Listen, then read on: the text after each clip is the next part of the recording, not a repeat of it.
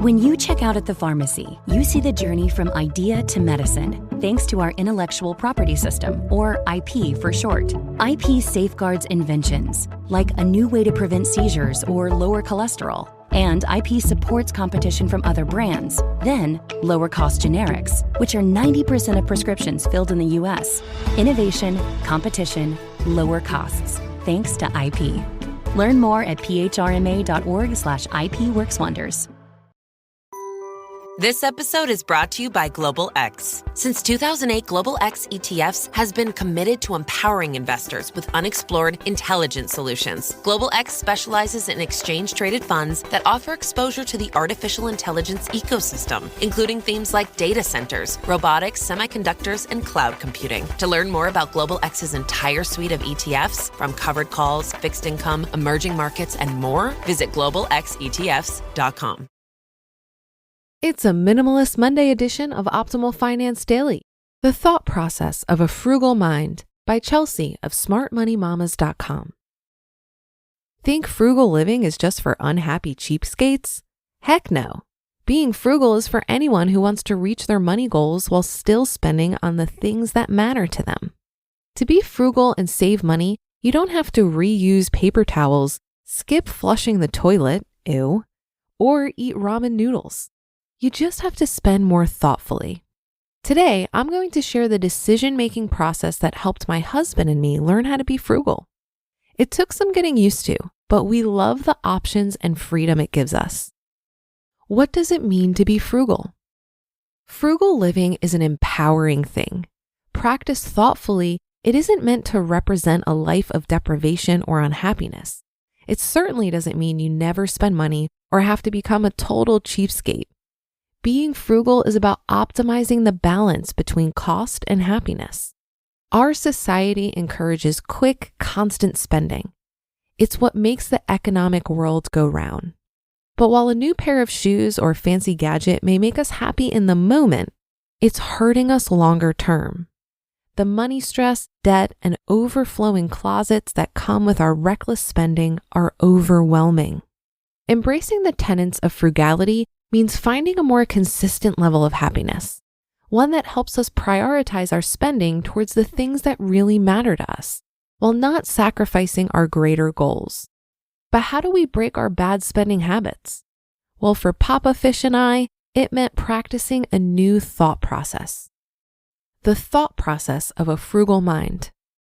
If you want to stop spending money on things that don't matter, you have to change your mindset. You can't just see something you want and whip out your phone to order it on Amazon. A truly frugal person makes all of their spending decisions thoughtfully. These are the questions my husband and I ask ourselves before we buy anything. Sometimes it only takes seconds. Yes, we need more milk. Sometimes it takes longer, like when I want new bread pans or Papa Fish wants a new tool for his wood shop. But going through the process has made us much happier with our spending. Stage 1, do I need it? This is by far the hardest question on the list. Differentiating between needs and wants is something we aim to teach our toddlers, but something most of us struggle with ourselves. So ask yourself, do you actually need it? If you only want it, will it really make you happy? When you feel the impulse to buy something, wait a few days. If you're like me, within a few days, you either A, won't need whatever it was anymore, or B, you'll have forgotten about it. I do this all the time with baby clothes and cute quilting fabric. Giving yourself some time will also distance you from any flashy marketing that's blurring your frugal vision. Has it been a few days and you still have your finger on the buy button? On to stage 2. Stage 2, can I make it? A lot of what we buy isn't all that complicated to make, like brownie mix, but companies are profiting off of our desire for convenience. Consider whether something you need to buy could be made with something you already have, or for cheaper than buying it. Free YouTube and web tutorials have made it so that you can learn how to do almost anything for free. It's how I taught myself how to sew and quilt. If it seems like you could make something yourself, take a moment to Google how to do it. If it looks doable, give it a go. Let's not go crazy here though. You don't need to be cobbling your own shoes or sewing all your kids' clothes.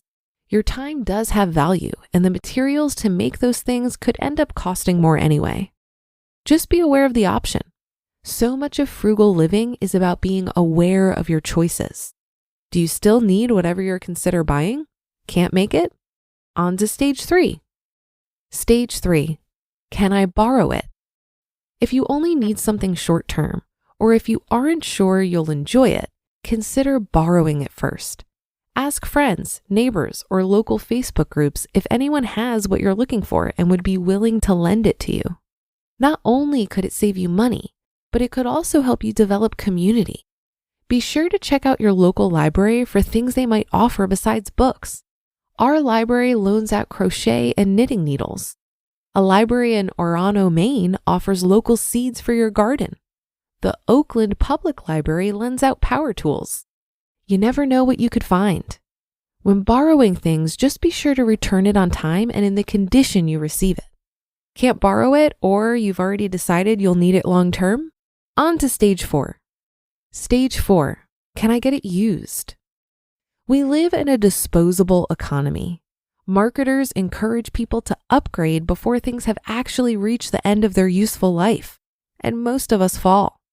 This totally sucks for the environment, but it is fantastic if you want to live more frugally. Constant upgrading and knee-jerk purchases of stuff people don't really need means there are tons of high-quality products available used.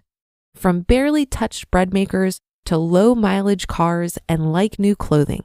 If you want it, someone has it used. Check out your local thrift stores, Letgo, Craigslist, and join your local Buy Nothing group to see if they have what you need. There's a major bonus if you find it in your Buy Nothing group. As the name implies, everything in there is being given away for free. We've received and given away some great stuff in our group. Can't find it used? It's time for the final stage. Stage 5, buy it. You've made it to stage 5. If after carefully considering all the options previously mentioned, you still want to buy, that's great. Budget for the item, find the best price, and buy without guilt. I'm a natural saver. I used to struggle with spending money, even when it was something I really wanted or needed. I would feel worried about some unknown future event where I might need the money I had spent for something else, and it kept me from enjoying what I had. When you buy something using the frugal thought process, be confident that you're spending money on something that matters. Whether it's something you need, something that makes your life easier, or something that brings you joy, just enjoy it. If you want to build better money habits, you have to break out of the ones you already have. It'll take some practice, but living frugally means less stress, less waste, and more joy. It's well worth the effort. You just listened to the post titled The Thought Process of a Frugal Mind by Chelsea of smartmoneymamas.com.